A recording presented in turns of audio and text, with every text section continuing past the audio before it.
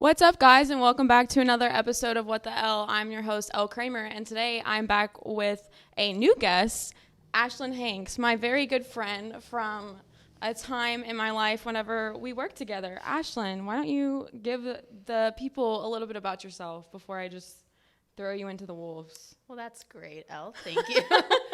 I love people ask me this question because I don't know what to say because, I don't know where to start. That's okay. There's a lot to cover. Yeah, I don't know. I live here in Lafayette. I have my own business, Salt and Light Films.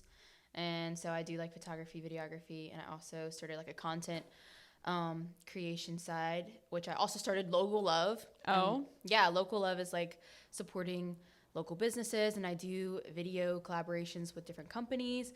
And that's exploded this year. So Yeah, I've seen that on TikTok. yeah, it was really cool. Some cool food.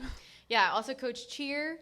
And I also, what else do? I sing at church. I still work at Jet, so that's fun. But yeah, just, multitude. just little side hustles here and there, like all of us. But today I really wanted to talk with Ashlyn about love or lust. We're just going to get started. And so, Ashlyn, can you tell me, just give me your definition of what love is, and then your definition of lust, just in your own words. Okay. Well, the best definition of love is, I've always heard the saying, because it's also in the Bible, that love covers. Mm-hmm. And I feel like when you don't have a covering over you, it's a lack, there is no love there. And love is not such something that's felt, but it's also seen, it's done, it's proved, it's trusted. And it takes a long time to develop that. And I think lust is something that's fleeting. I feel like it's very temporary. It's most of the time selfish, mm-hmm. and more for selfish gain. Right. And not really thinking about anyone else besides your own fleshly desires. And so I feel like there's a huge difference between the two, mm-hmm. which is why I'm glad we're talking about this. Yeah. And I feel like, especially within our generation, there's a lot of people who are going one way or going another way. Yeah. And I feel like there's really no in between anymore. And it hurts me to see what is going on within our generation with the hookup culture. And I'm not bashing anyone who does it, because I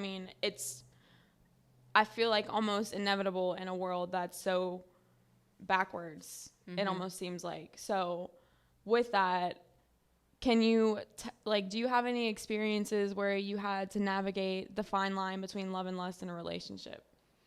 Yeah. I've dated the same guy since I was 14.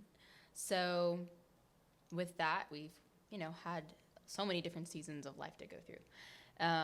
Because there's, at first you fall in love, or you like someone and you think they're the cutest thing ever, and then you get to know them more, and then you start dating, and then you have to talk about life and what they believe in and what their standards are or not, and then what they've been through prior to you, and then what are the goals and boundaries and things that you want to accomplish together, and if this can last or sustain, and all the things.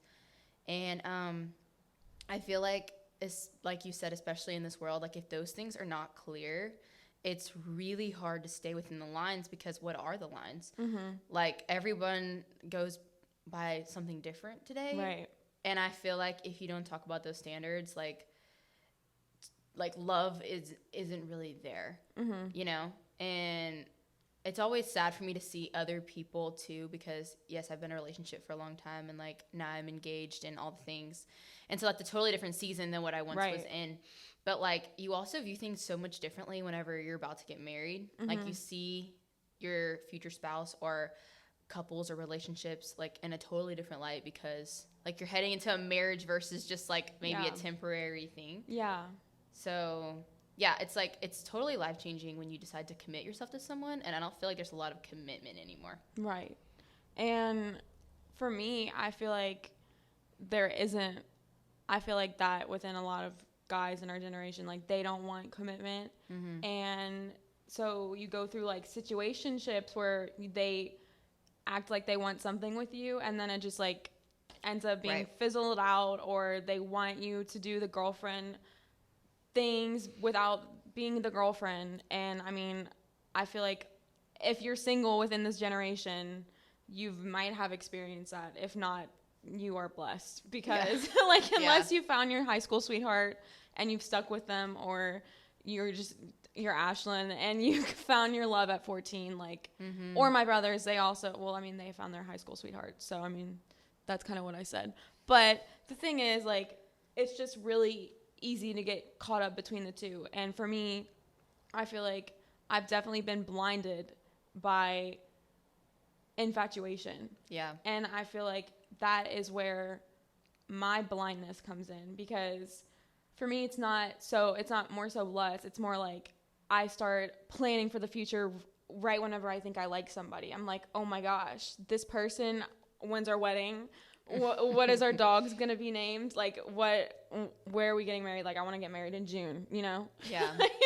Yeah, and I really think that comes from a place of you just want to be loved. Right. Like, you just want to have what it seems like so many people have. But then at the same time, there's a lot of people that don't have that. Like, they might seem like they have it all together, but they have so many issues, or they're toxic for each other, or even, like, I know guys get a lot of hate, but even women, like, they do not want to stay. Like, they're with a guy for a certain amount of time, and then they're just, they don't. Dipping. And, like, what about their heart and, like, how they feel? Because there are some really good, genuine guys out there. Like, I know we have a lot of guys that just, don't stay or don't stick around or have good anything. But I think there's a lot of girls, too, that, like, I don't know. Like, the guys that I've talked to, or even my own brother, like, prior to him having this amazing girlfriend, like, there were girls all the time just, like, pulling at him, and it was like, what are they supposed to do with that? These girls that are so, like you said, like, infatuated, and just, like, and they're, I don't know, like, chasing after something that's maybe unrealistic. Yeah.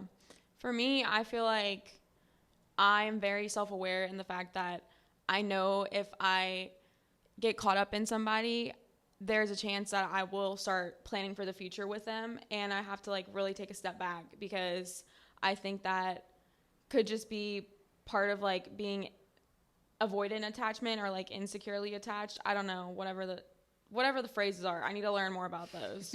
But yeah, something like that. And like attachments. Yeah, like being, I feel like for me, or I've heard on other podcasts, if you're insecurely attached, it can just really dampen all of your relationships within your life, because you're clinging on to this one person and the idea of what this person can bring to the table. Yeah.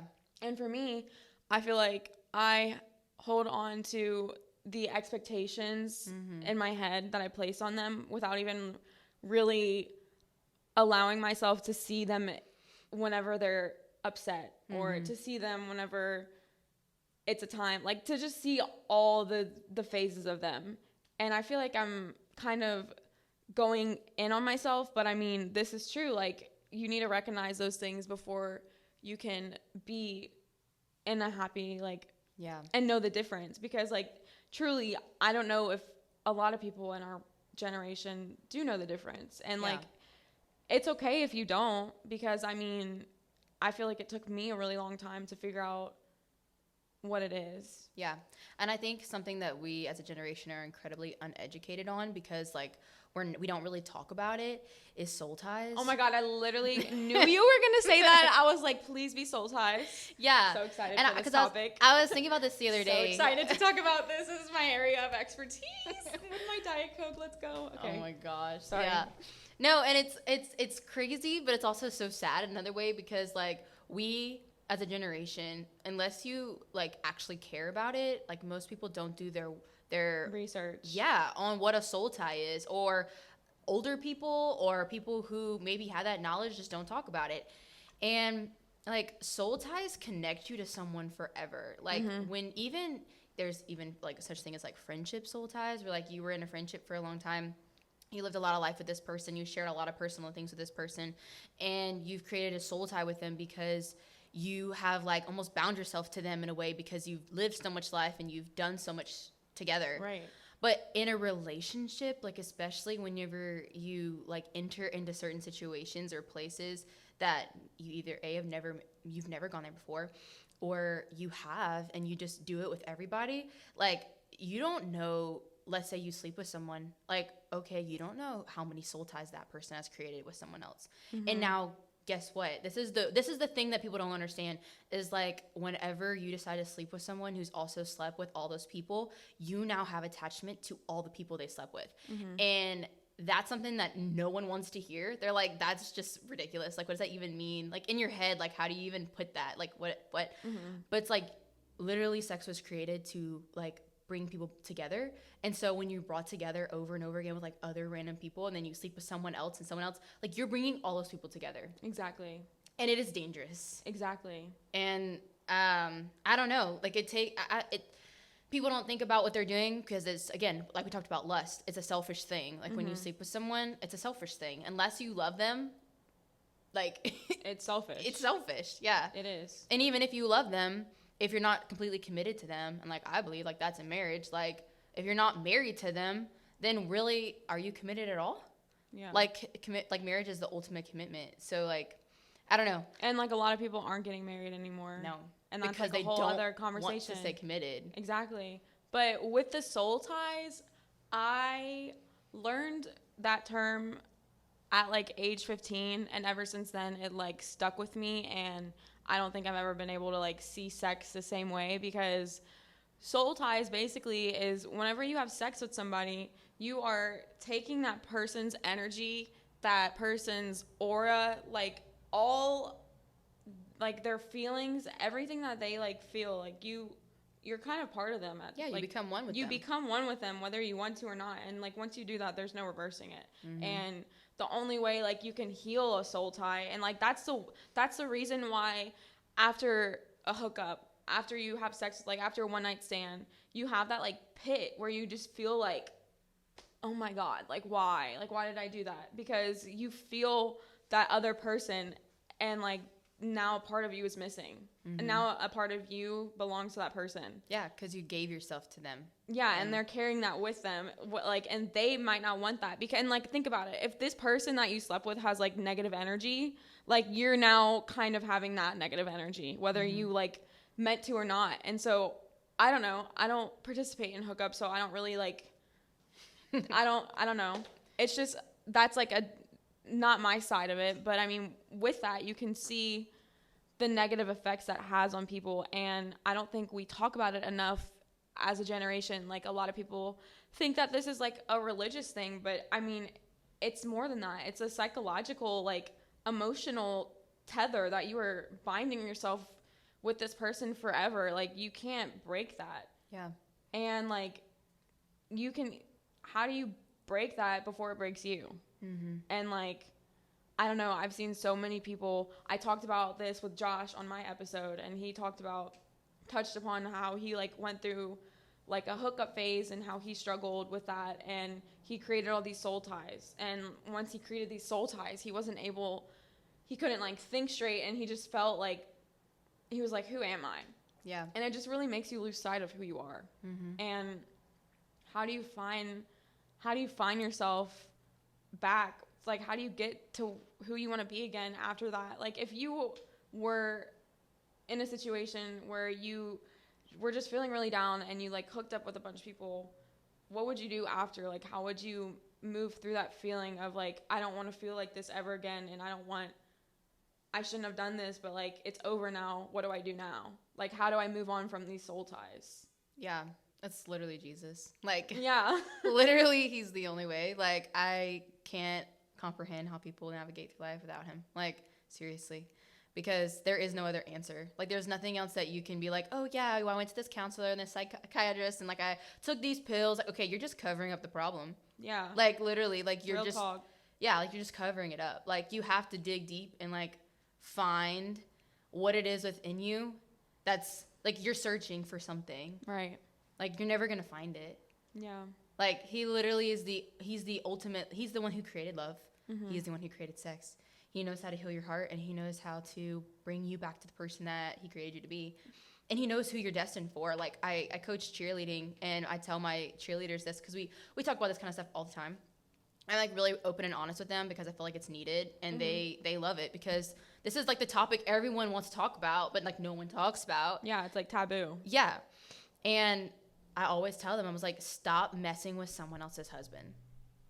Like, yeah, like if you're interested in someone and you know it's not gonna go down, like you know it's not right, or like you're not meant to marry them or whatever, like you're literally wasting your time with someone else's husband, Right. or wife. True. And then what? Like Then what? You've given yourself to them, and like in a couple years, like that's the thing, like in a couple years you're gonna pass by them somewhere and they're gonna be married to someone with some kids and you're like, oh, awkward. That like, person seen me naked. Yeah, That's weird. Yeah, like what do we do about that? And now we just act like we're strangers, and that's like a huge thing within our society that just like, I don't know, it just makes me feel so icky thinking about how like so many of us can like see these people and see them completely vulnerable and then act like nothing ever happened. Mm-hmm. And how did we go from like the 1950s sending your husband off to war and like just being the sweet love. I mean, maybe not, I don't know, the 1950s were rough, but it seems better than it is now, than like the rare gems that you find in society. Yeah. But how do you get through that if you don't, like, if I didn't have Jesus, I don't know what I would do. Mm-hmm. And like for people who don't believe in him, maybe, I don't know if I should get into that. If I should talk about people who don't believe in him.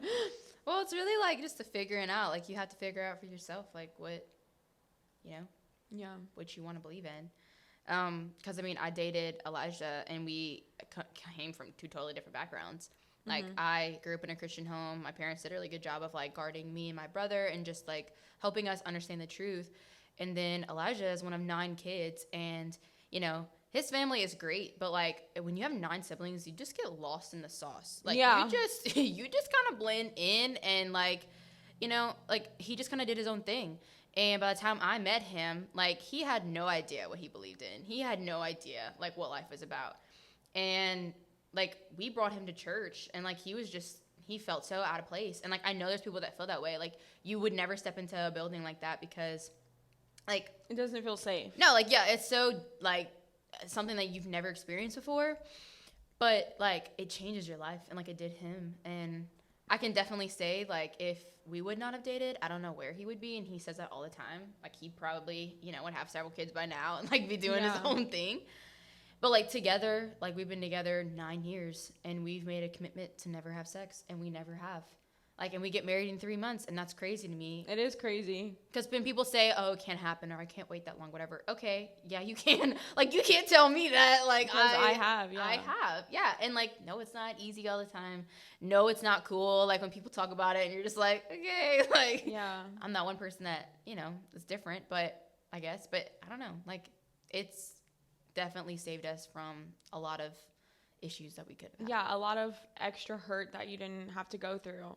Because whenever you add that dimension of physical intimacy, like you are not meaning to, but subconsciously making everything harder. Because like with that, you kind of come a little illogical or like irrational. At least in my cases, like I just feel like if you add something like that, like if I add the physical aspect into something that's not a relationship, like I'm going to get hurt because I said I'm too loving and too nurturing to give myself in that way to others. And I don't know, for somebody like, since I've been, actually tell me like about the times that were really hard where you and Elijah were tinkering on the edge of love and lust, and how did you get through those moments where y'all were really struggling? Well, I think, you know, as this past year in February, we kind of went through like a rough patch, or last year, yeah, which is kind of crazy to think that now we're engaged and getting married. But it was really like both of us like trying to figure out where we wanted this to go and where we wanted our lives to go. And we took some time away from each other, and it was around Valentine's Day. And since I was 14, I had a Valentine's date. And this was the first year ever I wasn't going to have one. And I totally forgot that it was the night before Valentine's Day. And I went into Target, and I was, like, blown away. Like, I saw all these men in the chocolate aisle getting flowers. Like, there was not a bouquet in sight anymore. Like, they were sold out. The candy aisle was like completely empty. And I remember sitting there because I just wanted to grab some things, and I was like, what is going on? Like, what has happened? Like, everything is gone. Like, men are on the phone. Is there wars? Yeah, I was like, men are like, hey, do you think she liked this one or this one? And like, they're just like jam-packing their baskets, and like, it was only men at Target, which is so weird. Yeah, you don't see that. That's a rare occurrence. Yeah, and I could not even check out. Like, I just remembered like literally going to my car, and I just cried because I that moment realized like how loved I was, because someone always thought of me, not just that time of the year, but like all throughout the year. Like, he's always doing sweet things that go beyond like that. Like, that's not lust. That's someone who loves you. That's someone who's thinking about you and caring for you and like really wants you to be happy. And I did my own self-reflecting and was like, okay, man, we're so easy to just blame the other person, but like, there's things that I need to like ask for forgiveness for. There's things that I need to change. Like, I can't do this and say that I love him. And so whenever I finally came to my senses, I was just crying, sobbing on the way home. I ended up calling him, like, where are you at? And I pulled into where he was, and I just got out the car, and I just sobbed, and I was like, I'm sorry. I'm sorry for this. I'm sorry for this. I'm sorry for treating you like this. And the craziest thing was he's just sitting there, and all I wanted to do was hug him, because I hadn't hugged him in like 2 weeks or something. I just want to hug you. And he's just like, you have no idea. Like, this was 100% you. Like, this is exactly like what you like thought, like all of this. And I was like, yeah, like obviously, like mascara's like running down my face. My car is running. It's like cold. And he's like, well, that's crazy, because I was literally praying, asking God that like you would see some of the things that you just told me. And like, here you are like asking for forgiveness for them. And I was like, whoa. That is weird. Yeah. And so like, when you're compatible with someone and like you're on the same page with them, they're not only praying for you, but they're like hoping that like you become better. And that's, to me, that's love right there. Yeah. Because love covers. Yeah. Wow. Oh my God. Chills. Chills.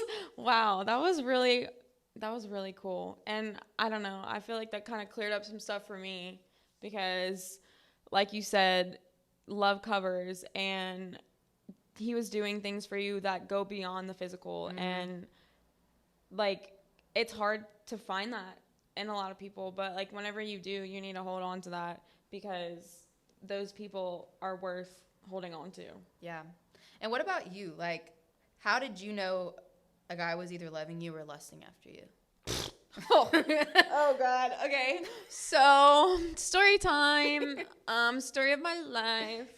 So, I feel like a lot of my life, I was the girl who developed early. Let's just say that. I got puberty in like 5th grade. Not puberty. That sounds so weird. I got it. It's mine. It's in my hand. No, I like, entered womanhood early on, and so that just like already puts you at a disadvantage. People are already looking at you like you don't belong, because you got a little something more than the other 5th grade like skinny little like twigs got. Like, I got some rump in the trunk, like kind of thing like that. That sounds really weird. Mom, don't click off of that.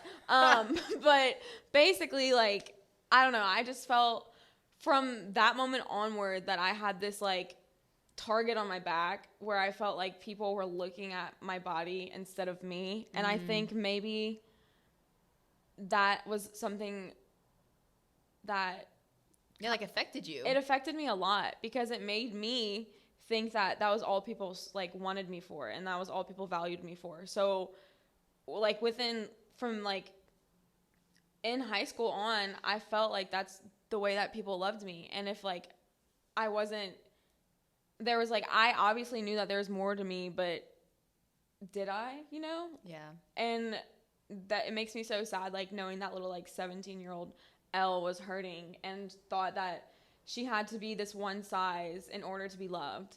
And I've talked about this a lot with like friends and family, but once I was like able to stop living my life in a way like trying to shrink my body or trying to become one size like fits all type thing, I was able to become the size I wanted to be. Because like, once you stop trying to live a life where you are letting the scale consume you and other people's opinions consume you, and like what boys think about you, consume you, it's you can't do it, especially for me, because I'm a huge overthinker. I see all of the things I do wrong just way harder. I'm really hard on myself, and I don't know. Where was I going with that? The question was... Yeah, like, how did you know the difference between someone loving you or lusting after you? I think the difference is whenever I would experience confusion, and whenever I would be talking to a guy and I felt confused about whether he actually liked me or not, and if he was complimenting, like over complimenting my body, or if he was talking just about physical things and all things like that, that's how I would know. Because if they just want one thing, you're gonna probably figure it out soon enough, because unless you really have like that bad of blinders on, you can tell whenever they just want you to get like laid, because at this point, like, they're not slick with it anymore. Like, they're just out here. Yeah, they just ask. Yeah, they're literally just asking at this point. Like, no, like, they don't care, because... And it's getting younger and younger. Like, that's what's so scary. It's like these kids young, are not kids. young kids. Kids are not kids anymore. I see these, like, little, like, 6th grade girls in these gold hinge skirts and, like, their Lululemon hottie toddy 2.5 inch inseams with, like... That they're gonna grow out of in the next 6 months. Oh my gosh. I'm like, little do you know, like, I was here in my little Justice shirt with like piece of cheese, and like it's like I love cheese. Like, literally that's the shirts I was wearing, and like they don't even make Justice clothes anymore. Like, what is going on in the world? And I just feel like they're not allowing kids to be kids anymore. Yeah, they're not innocent. No. Like, the innocence is dying. Oh my God. It is dying. Wait, innocence is dying. Wait. Oh my gosh, that's actually hurting my heart. That's why you gotta, whenever you have kids, like, you gotta, like, take care of their hearts. Like, no. You have to educate their hearts. Because, like, if and you don't... let them play. Like, let them be kids. Let them not worry about the world. Play. Because the world is so scary. Play. That is so important. Like, literally, even as a freaking 22-year-old adult, I still need time to play. Okay? Yeah. Because... that childlike innocence is one of the best things that you can have for yourself, just because it's light and it's happy. And without feeling happy, what do you have? Which is also, like, when relationships are playful, I feel like they're healthy. I agree. Yeah, because if you can't have a playful relationship and be, like, 100% yourself, like, then you're just being a fake version of yourself for this person, and do they even love you? Like, because so many of us had that playful side, but only if you get to see it. Yeah. And if you can't show that person that, then good luck, Charlie.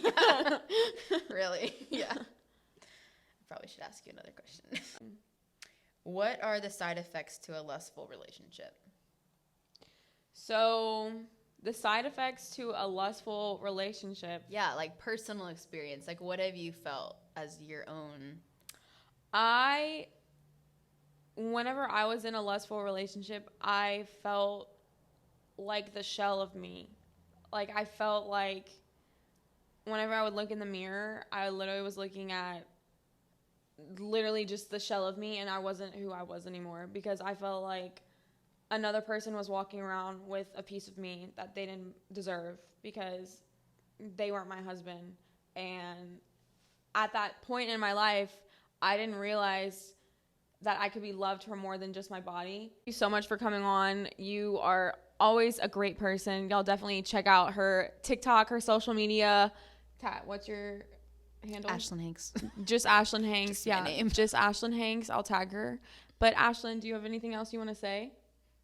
No, just look for love in the right places and make sure that you're looking for the right things. Yeah. And so, guys, with that, stay savage, stay sexy, and stay tuned for another episode of What the Elle every Friday. Love you. Bye.